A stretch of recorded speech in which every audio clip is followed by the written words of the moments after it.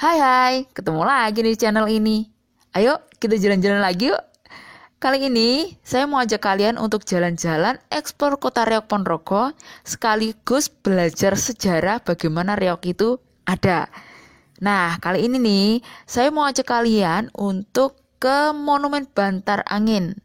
Monumen Bantar Angin ini lokasinya ada di Desa Sumoroto, Kecamatan Kauman, Kabupaten Ponorogo. Nah, monumen ini didirikan itu sebagai penanda atau peringatan bahwa di Desa Sumoroto ini konon itu pernah berdiri sebuah kerajaan yang namanya Bantar Angin. Nah, kerajaan Bantar Angin ini adalah cikal awal kesenian reog itu berkembang, guys.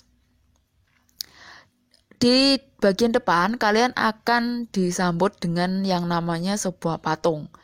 Patungnya itu seorang pria. Nah, patung itu adalah gambaran sebagai Prabu Klono Swandono.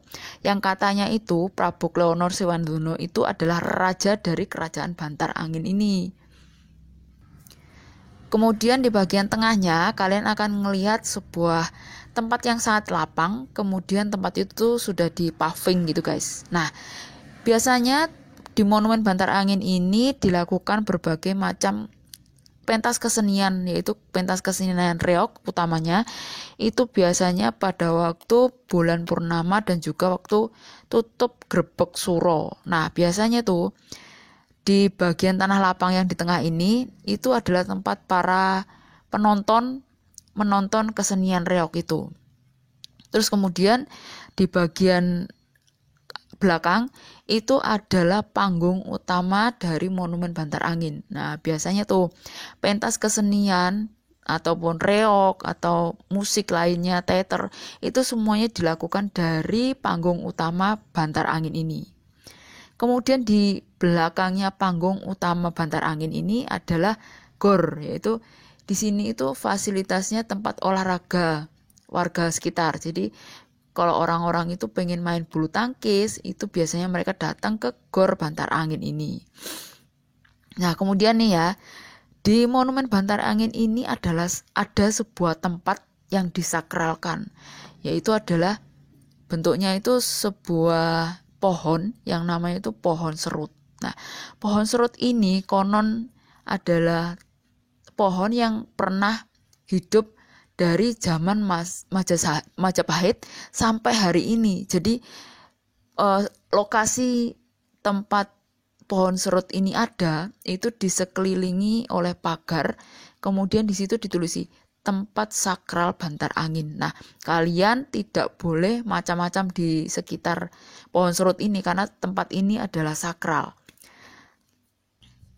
Saya menerbangkan drone saya merek Vimy X8 SE 2022 versi yang kedua dari tempat lapang yang ada di tengah-tengah Monumen Bantar Angin. Kemudian saya naik ke atas dan muter di sekitar area di atas Monumen Bantar Angin ini. Nah, pemandangan yang saya dapat itu bagus sekali, guys. Jadi kalau kalian bisa ngelihat dari drone di sekeliling Monumen Bantar Angin itu penuh dengan perbukitan ya. Kemudian ada area persawahan yang sangat luas. Jadi seperti itulah kontur wilayah Ponorogo pada umumnya. Jadi Ponorogo itu dikelilingi oleh perbukitan, kemudian punya area persawahan yang sangat luas. Mitos tentang babat kota Ponorogo itu seperti ini, guys. Jadi saya ceritain sedikit sesuai dengan pengetahuan yang saya dapat ya. Jadi Ponorogo itu awalnya dari sebuah kerajaan. Kerajaan itu awalnya namanya itu Wengker. Kenapa kok Wengker? Nah, Wengker itu ternyata singkatan. Wanya itu wono, artinya itu hutan. Kemudian ker itu dari angker. Angker itu karena banyak makhluk halusnya. Nah, kemudian kerajaan Wengker ini dipimpin oleh raja dan ratu. Namanya itu Darmawati dan Marwawati. Nah, kemudian benteng pertahanan Wengker itu kuat berkat 3 resi bersaudara yang ada di kerajaan Wengker ini, yaitu Raden Mas Jin Jamijaya alias penguasa Gunung Semeru. Terus kemudian Raden Panji Nilo Suwarno. Nah, ini penguasa sumur Jolotundo Blitar. Dan juga Ki Gedhog Padang Ati, penguasa Gunung Probolinggo. Nah, suatu ketika nih, ketika Resi ini diperintahkan Raja Wengker untuk memperluas daerah kekuasaan. Kesempatan ini tuh ditunggu-tunggu mereka ketika Resi ini, karena sedari dulu mereka itu kurang senang dengan pemerintahan Darmawati dan Marwati itu tadi. Terus kemudian mereka meninggalkan Wengker hingga suatu ketika mereka sampai di sebuah tempat lapang dengan padang ilalang di sekelilingnya.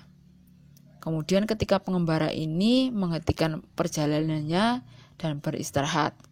Nah, kemudian tempat itu karena banyak anginnya, sangat luas, kemudian diberi nama Bantar Angin. Kemudian mereka di sini itu tinggal dan mendirikan sebuah padepokan. Ceritanya kemudian diteruskan, muncullah pengembara namanya Raden Panji Klana. Dia ini putra Raja Kahuripan atau Jenggala. Raden Panji Klana itu tiba di Bantar Angin, kemudian berguru kepada 3 resi pemimpin padepokan itu tadi. Kemudian singkat cerita, padepokan itu mengalami pergantian kekuasaan.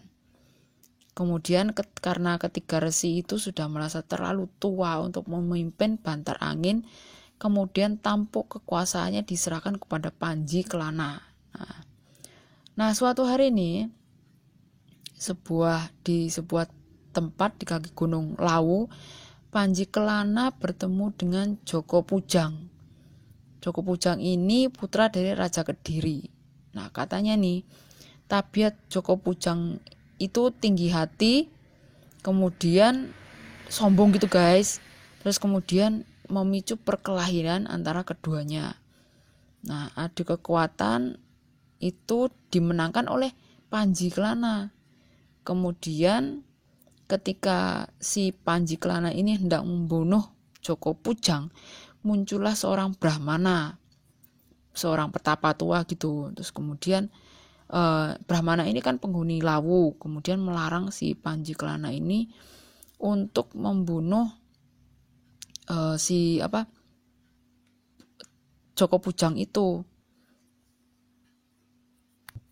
Brahmana yang menengahi pertempuran antara Joko Pujang dan juga Panji Klana itu namanya Kanjeng Sunan Lawu. Nah, kemudian kedua pemuda itu diangkat murid oleh Sunan Lawu ini.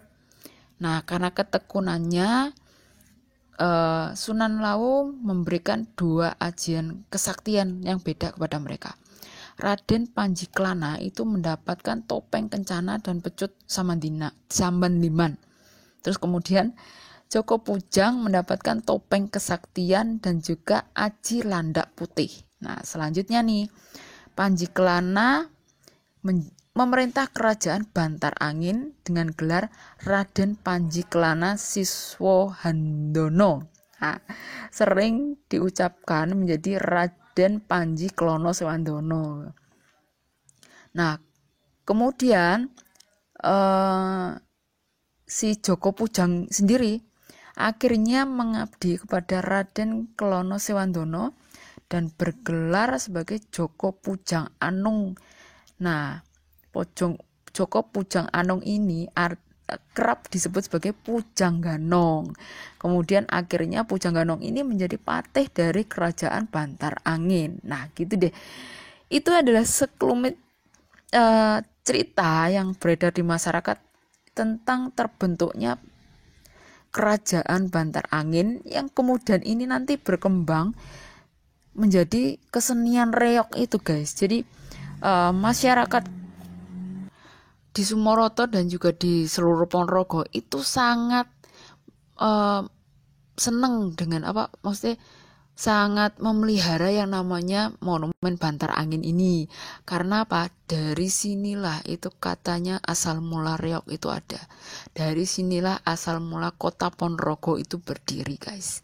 Jadi biasanya kalau waktu grebek suro gitu ya, itu rangkaian acaranya itu dimulai dari Kota Baru. Nah, Kota Baru itu di mana? Kota Baru itu dari Ponorogo Pusat, kemudian mereka bergerak ke Kota Lama. Kota lamanya itu adalah Bantar Angin ini. Nah, biasanya Bantar Angin ini menjadi lokasi terakhir pada waktu Grebek tutup Suro. Jadi kalau kalian datang ke Ponorogo pada waktu Grebek Suro, nah itu rangkaian acaranya tuh hampir 1 bulan full, itu penuh dengan acara yang luar biasa. Pada waktu pembukaan acara Grebek Suro, kalian akan dimanjakan dengan yang namanya berbagai pentas kesenian reog yang ada di panggung utama, yaitu di alun-alun Ponorogo. Kemudian ada kirab pusaka, terus ada macam-macam deh pokoknya, ada kirab budaya juga, terus kemudian ada festival reog juga di sana, pusatnya itu di Ponorogo Kota. Nah, pada waktu nanti tutup Grebek Suro itu akan kirabnya itu kan bergeser. Nah, dari kota mereka jalan ke ini daerah Semorto ini. Nanti kirab pusaka yang terakhir itu pada waktu Grebek tutup Suro itu mereka akan jalan ke Monumen Bantar Angin ini. Nah, kemudian puncaknya pada waktu malam tutup Grebek Suro itu, nah di panggung utama Bantar Angin ini akan dilakukan pagelaran reog besar-besaran. Jadi sama, kalau kalian datang ke Ponorogo pada waktu Grebek Suro, itu kalian bisa datang pada waktu pembukaan Grebek Suro dan juga penutupannya. Kalau pembukaan kalian harus datang ke sekitar alun-alun Ponorogo. Nah, kalau penutupan kalian harus datang ke sekitar Monumen Bantar Angin.